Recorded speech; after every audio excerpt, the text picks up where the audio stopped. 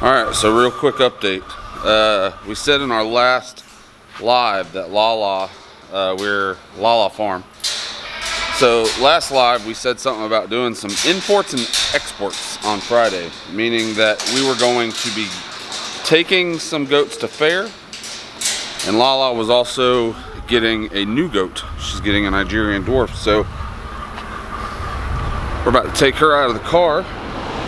Lala's gonna quarantine her for a little while. So pretty cute. She's brown. I don't know how well y'all are gonna be able to see that with the Florida sun kind of beating in there, but sitting in the car in the air conditioner, enjoying life. We're gonna take her out, so, and carry her in. And like I said, Lala's gonna put her in some isolation.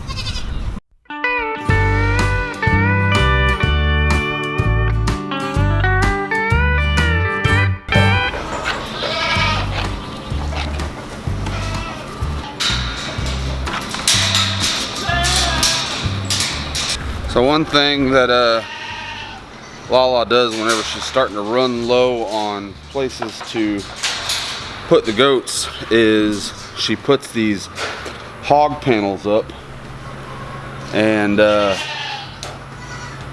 makes almost like a little makeshift area to place a goat for the time being. And so that's what she's done with this one, is inside the main portion of the barn.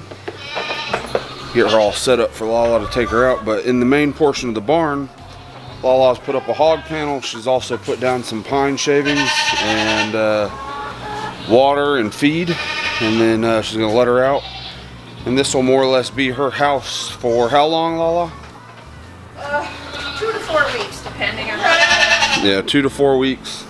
Now it is a little bit difficult doing isolation with only one goat, but she seems like she's a little bit older of a goat. How old is she, Mama? She was born in March. So she's been born. She's born in March. So she knows how to eat. She knows how to drink, get water, and all that kind of stuff.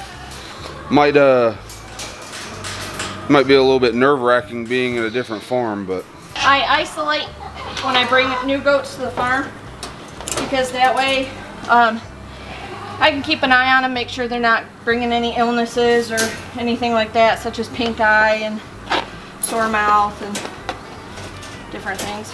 Come on, baby. Come on. There you go. It's all right. So this is the makeshift, the hog panel that I told you. She just kind of wraps it around and carabiners it to other things, just kind of make, like I said, it's a makeshift makeshift little section where the goat can kind of get acclimated and then also be in isolation.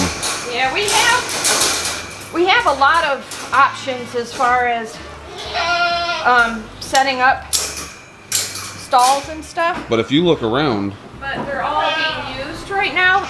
Yeah. We've got the 4 bucks that we brought back from the buck tester in isolation in this one. The baby dwarfs are in isolation in here.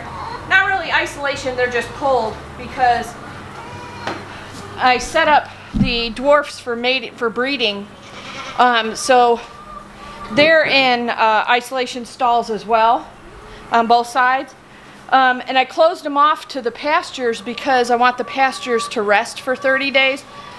It's actually going to be more like 45 that they'll be in for breeding. So those pastures, the smaller ones that I keep my Nigerians in, those will rest for 45 days. So that'll be good for the pastures. They're breeding. These babies are being held in here. They'll be let out in the barn to play and do stuff as well. So because of that, Millie, the new one, she's a Nigerian dwarf. She's from the same farm that Maisie is from, one of my other dwarfs. She will be isolated here. And the reason why I isolated her here instead of doing it further down one of the walls of the barn is because that way she's not on the same fence line as breeding bucks, for one. and on the same fence line with the other animals, because again, if she's got an illness, I don't want her on the same fence line, because then they can go through and pass the illness around. Spread. Yeah, exactly. So She looks pretty healthy though. That's some really good looking poop. Yeah, she is very healthy. I checked her over real good. So it's just a matter of getting her acclimated to the farm and getting her through isolation and everything. And then what I'll do is once she goes through a quarantine time, then I'm going to put her in with the baby dwarfs because she's around the same age as them. So. And then this is the other one that I said on the live that I couldn't find a good picture of. She's going to the petting zoo. That's Blue. So. Blue is a 100%. Believe it or not, 100%. New Zealand Kiko. She's a New Zealand Kiko. But as we've told you many times, she's had a rough start of it, and usually, more often than not, she's the exception to the rule. I cull those animals, I take them to a sale barn. But Blue has, that baby right there, she has just grabbed my heart, and she'll be staying here as a, she's just a pet. I'm not registering her or anything, but, well, she'll serve a purpose at a petting zoo. She's my sweet baby girl. This week. Yeah, she's my sweet baby girl. Very acclimated to humans. That is the import of today, our new goat that Lala got. She's actually starting to get kind of noisy right now that we walked away and Lala's walked away with the crate, and now she's talking to all the other goats that are in isolation right next to her. So thank you guys for watching this little update video.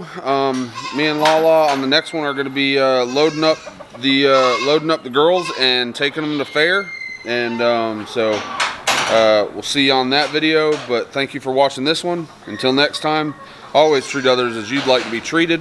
See you on the next one. Bye.